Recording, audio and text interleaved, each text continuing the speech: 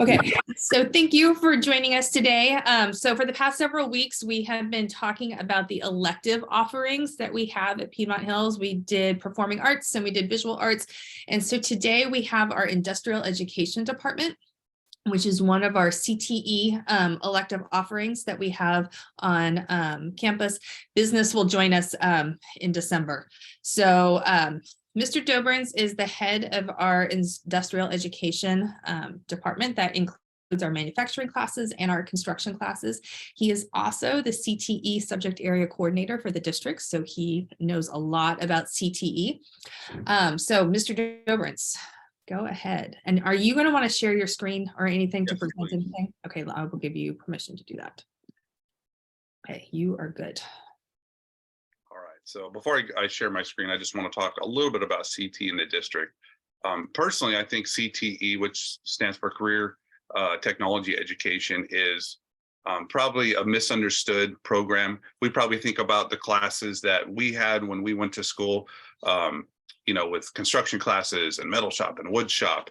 And nowadays, I think things have changed a lot, but it hasn't really been broadcast to parents about the offerings in our district, which our district has one of the most robust offerings of CTE pathways in Northern California. And I would say even the state, to be honest with you. We have engineering classes, construction technology classes. We have health and human services classes that range from medical magnets to teaching magnet programs. Here at Piedmont, we're very lucky that we have a really good business program. We have an excellent construction technology class pathway, and then my pathway, which is the advanced manufacturing pathway. And that's what I'm going to talk mostly about today, but I do want to also recognize that the construction technology pathway that we have, it's actually one of the programs that has survived a lot of the programs within the district kind of dissolving in the early 2000s, late 90s. So it was a survivor in that regard, and it's a really well-known program in the district. We have an excellent teacher, and we have some really neat projects and skills that the students work on. For anybody interested in that, I will absolutely be happy to connect you with the teacher, Mr. Benjamin Ellison. But like I said earlier, I'm going to be talking mostly about my pathway at this time, which is the advanced manufacturing. So I'll go ahead and share my screen.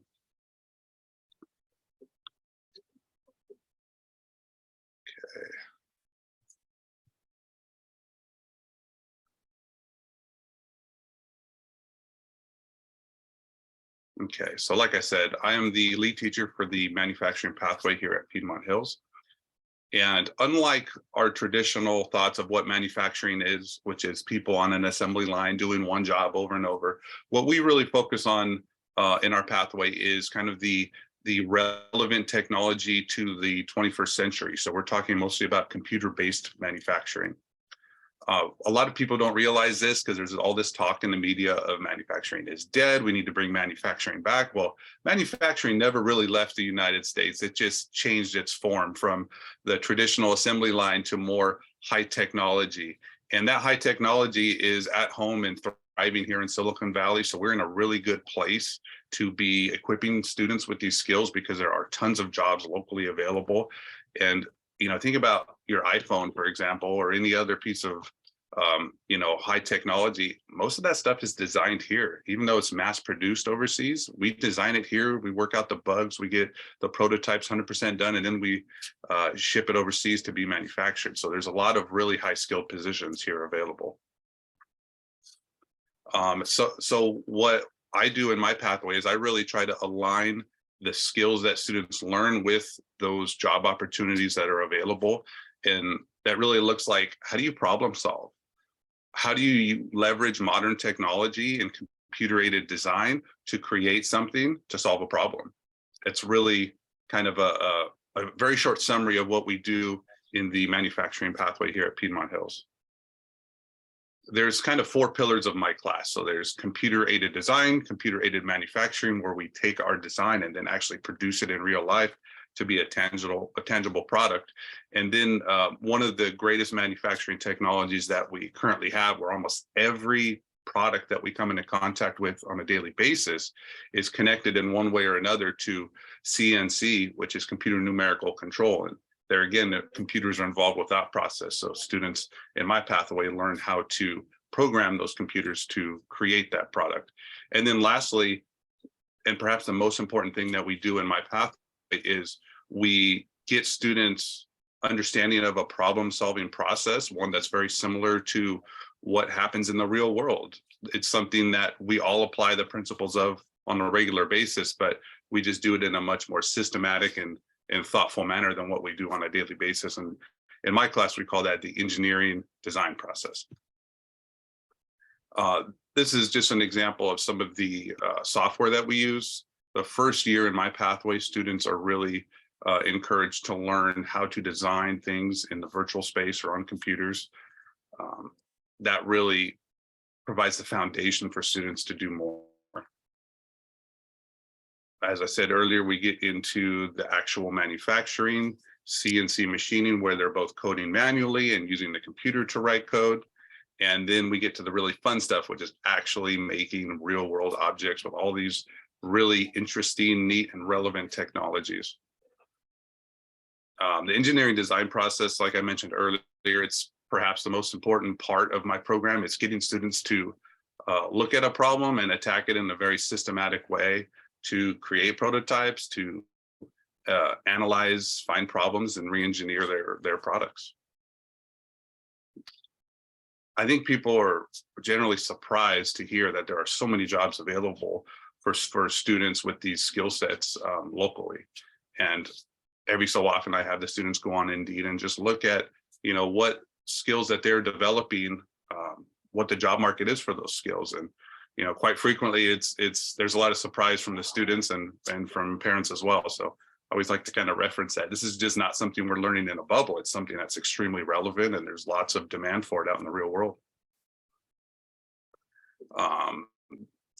The pathway goals here obviously are going to line up exactly to what I talked about earlier. I'm going to kind of go through this a little quickly. My program is a 3-year program, and so is the construction program as well. That's generally kind of the model for pathways in our district. One thing about my class is I don't expect students to be able to use the computers for our assignments outside of class. You know, not everybody has that access. Some students do, but not everyone. So I give the students enough time to generally complete all their assignments in class. I know that there's, you know, their time is valuable, and I respect that. And that's something that I think the students prioritize their in-class time a little bit better knowing that. But there is one of the really interesting and neat things is that the programs we use, students can download and use and continue to use all the way through college. As long as they have a student email address, they can keep using these products, get better at them, use them for, you know, projects in college, create their own products. So there's a lot of access. This is my email. I'm sure Ms. Davis will be more than happy to send this out to you if you have any additional questions, or you want to get in contact with me with questions regarding my pathway or the construction technology pathway. And lastly, I'll just end with a few pictures from in my class. One of my students made this acrylic lamp. It's one of the fun projects we do. It's something that's very visible. It's relatively simple, but we're putting different technologies together to create this. And then kind of the second, third year students are making products on our CNC machines, and they are designing these from scratch. They're writing code, they're creating. It's quite a bit of a process to do this, but once they learn that, the kind of doors open up to what they can do, and understanding that's really important for them. So at this time, I'll take any questions, but that's kind of a synopsis of the advanced manufacturing pathway.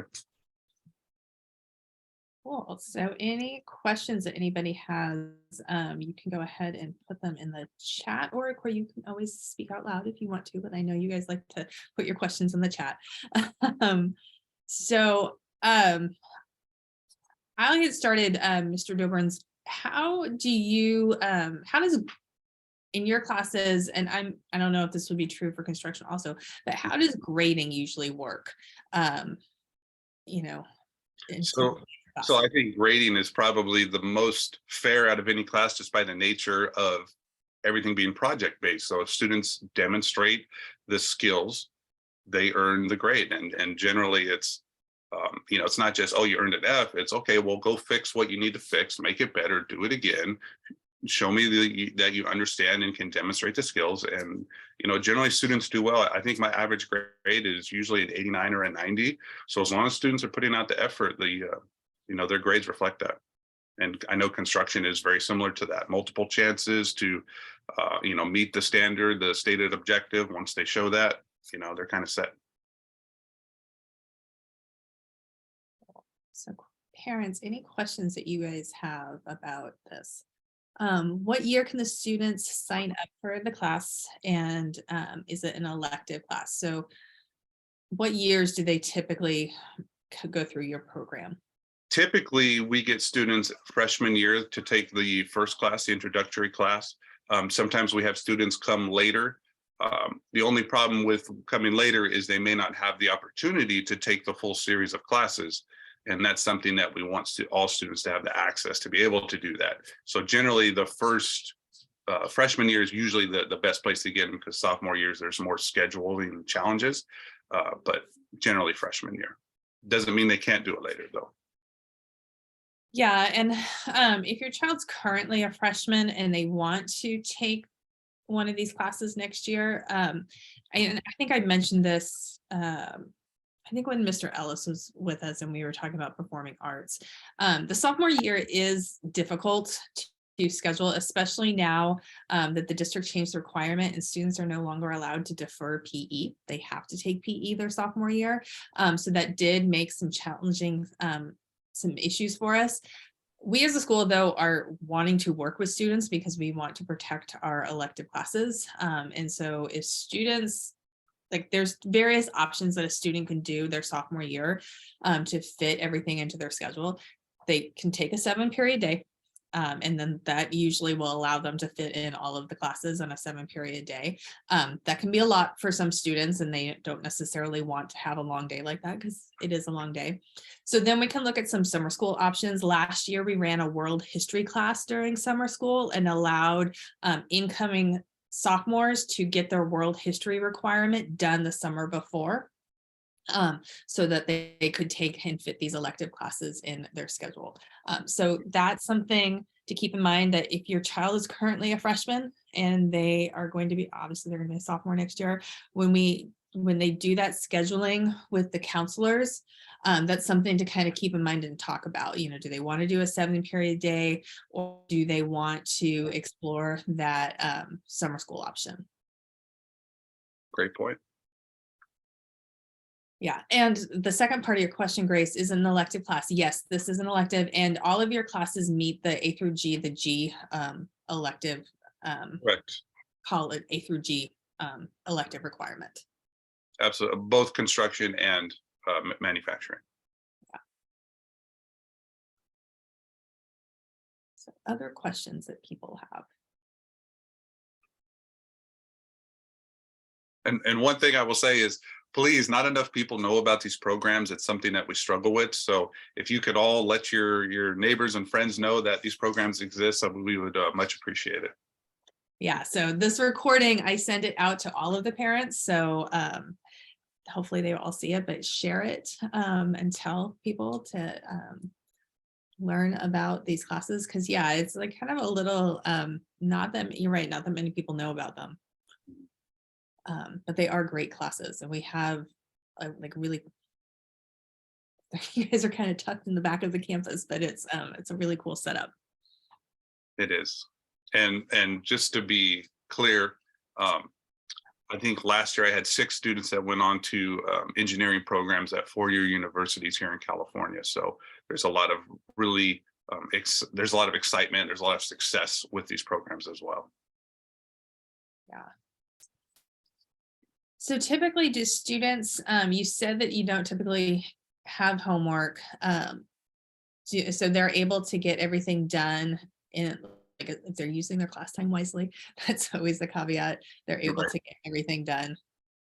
Yeah, honestly, the even I would say the average or below average student has more than enough time to get everything done. And kind of what happens is the students that are ahead, I will just keep giving them more challenging assignments and allow them to kind of operate at their own pace. Like I have some students who are essentially about 3/4 through the class, but I have endless projects and increasing in challenging skills. So it's not like I know the way my class is set up, it's self-paced to a high degree. So there's kind of like a minimum you have to do, but there's no maximum. And I think students really appreciate that because then they get to do kind of a little bit more visible and I think cooler projects too. So kind of, the extension activities are endless.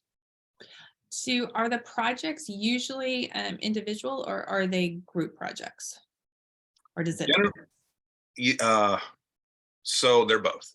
There's a pretty good balance of both. Kind of the first semester is a little bit more individual, and then when we start getting into some of those problem solving design challenges where it's like, here's a problem, design a solution, those are more team based.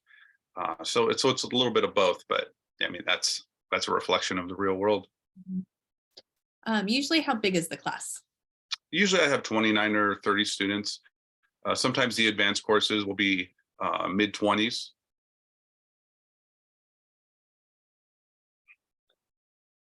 So if a junior or senior is to sign up for the class, do they start in manufacturing 1? Yes, everyone has to start with those foundational skills.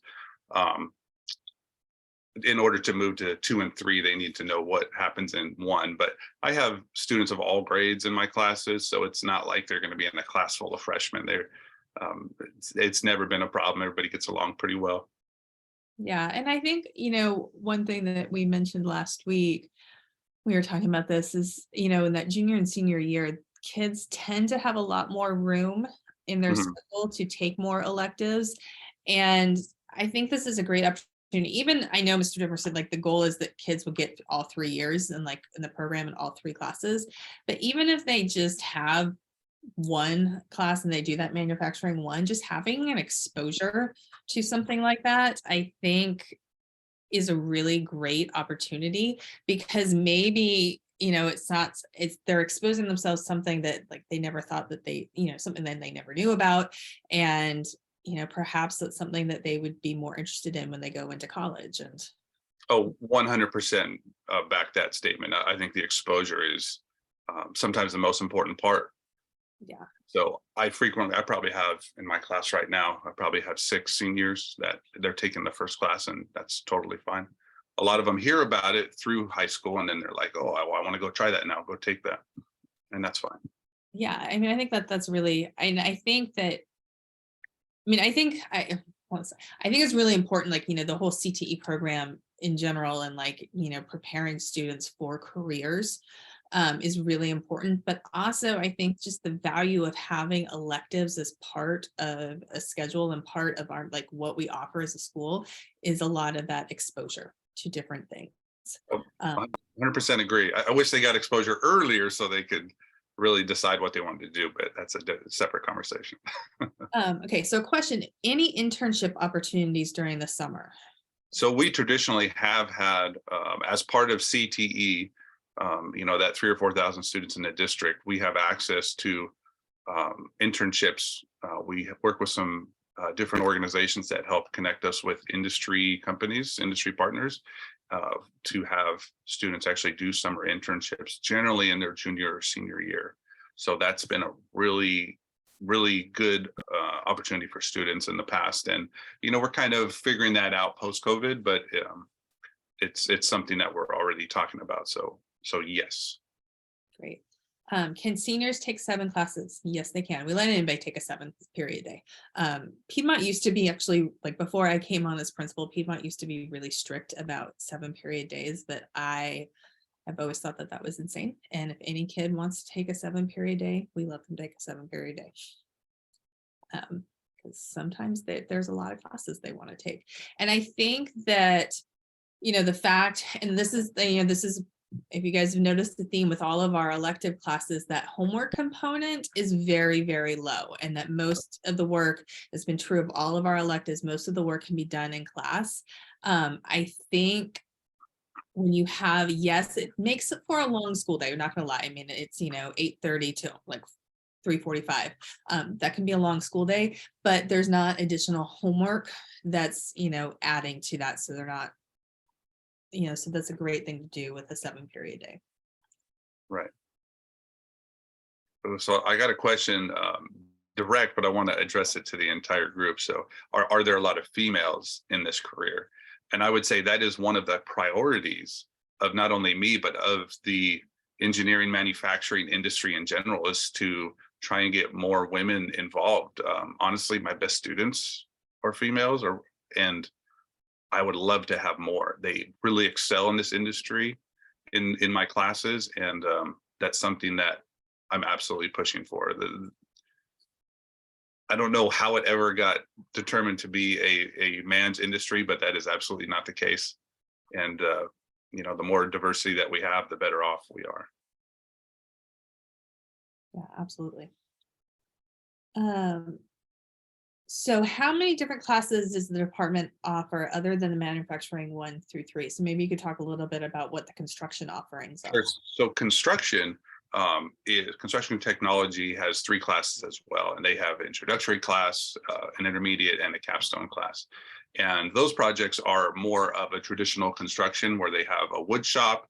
They use the manual tools, table saws, miter saws, different things we would see on a job site or in like a cabinet maker shop to create a series of projects. And they've actually revamped their curriculum to kind of expose students to quite a bit of different trades. A little bit of plumbing, a little bit of electrical, quite a bit of carpentry, and to get those students in position where they can use the equipment safely, accurately, consistently, and then also put a little bit of design customization on them too. But it's really focusing more on the hands-on skills. That's why we call it construction technology, because that's a little bit more the emphasis. And those are the 2 departments, well, the 2 pathways within the department here at Piedmont Hills. And so it's really kind of a higher technology, computer-based, and the more hands-on manual machine. So it's a good exposure to two different but linked industries that are both thriving and in great need of skilled people. Yeah, and I would say certainly in the senior year, if a kid is on track for graduation, meaning they've gotten all their core requirements out of the way, it would be totally possible for a kid to take both manufacturing and construction. I think we share half a dozen kids right now, seniors, I believe. So that's a really good exposure, like you were saying, Ms. Davis, to 2 different complementary but different pathways. Yeah, absolutely. And again, I mean, like I was saying, sometimes students, if they have to fix a grade from a previous year or they failed a class and they have to repeat it, that's what gets difficult. But as long as a student has passed everything in all those core classes, that senior year, there's so much room for kids to explore, because the only required classes for graduation in the senior year are that the government economies 1 semester, and then English, because you need 4 years of English. But those are the only 2 required classes. Everything else that a senior takes is technically in an elective. So, other questions that you guys, I know, Mr. Dobrenz, you guys in the past have done some work with Stanford. You want to talk a little bit about that? Because that was kind of cool what you guys did. Yeah, and actually, it looks like we're going to be, we've been having some really good dual enrollment conversations with Evergreen Valley, and it looks like in the near future that's going to pan out and give students an opportunity to get both college and high school credit for our classes. Construction's a little bit closer, but they have a lot of interest in the manufacturing side as well. So these are programs where the local community colleges and the high school districts, and specifically the high schools, are getting together to see what classes line up and share common learning objectives, and then give students credit at the local community college for it. So it's considered dual enrollment because they're getting credit for both, but technically it's treated as a college class. So these are things that have happened in the past. The legislature passed a law, I think it's AB 288, about, I don't know, 5 or 6 years ago. Things were moving. COVID kind of hampered that a little bit, but there's a lot of interest and funding to reestablish those. So there's several schools in the district, and it's mostly CT at this point that is kind of reestablishing these connections. And so hopefully that will be panning out here in the near future. But in the past, we have had a virtual design and construction program with Stanford University, where students had the opportunity to go to Stanford, to go to the facilities engineering program there called SciFi, and take a course there with college professors.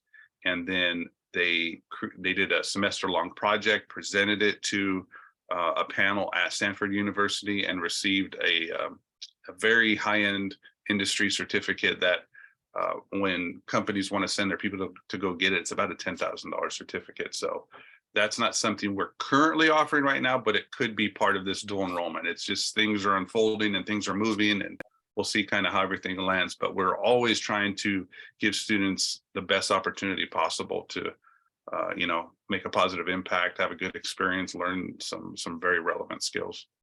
Yeah, I think the last time you guys did that was the year that the pandemic started. So I remember like logging on and like seeing Zoom and like watching the presentations, and it was in the spring of 2020, like right when everything had shut down, though they still managed to finish. Just finished before everything fell apart. But I think it's a good point. There is a lot of stuff coming within this area, but the pandemic did definitely stall everything, but I think Yes, come back now. yes. So what is the required class for a magnet program student to take? Can regular students choose these classes as their pathway? So actually, the only magnet program here at Piedmont is the business program.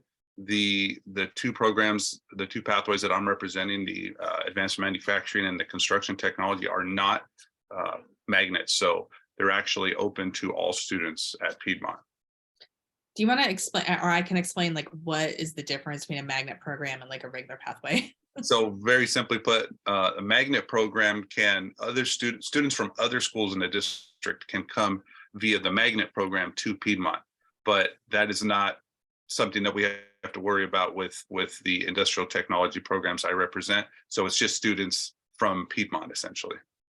Yeah, so basically, if you're a magnet student, you've gone through and like there's a special application that you have to apply with the district, and you become a magnet student. And so you could be a student that lives in like the Andrew Hill attendance area, and you get accepted into our magnet and you come to Piedmont Hills. That means is you have to, if you're a magnet student, you have to take all of the required classes within that program. So you start as a freshman and you have to take all the classes. So like Mr. Dobrenz was saying, our business department is our only magnet. That said, I'm going to give you guys, because I know this is going to be sent out, this will go viral because people are like, Piedmont Hills. When you apply for a transfer, and we do have a number of students that apply to transfer into Piedmont Hills, if you say you want to take classes that are only offered at Piedmont Hills, like that, and manufacturing is like actually one of those classes. I mean, other schools have manufacturing classes, but we have a really robust manufacturing program. And so that is something that you can say that like, hey, I want to take the manufacturing classes at Piedmont Hills. But Grayson, your question, can regular students choose these classes? And yes, even like with the magnet, we have, I would say like magnet students that get accepted in are usually from anywhere from 20 to 25 kids, but class size is a lot larger than that. So there are always regular students that come and take those classes no matter what. So we always accommodate those students. Any other questions that you guys have?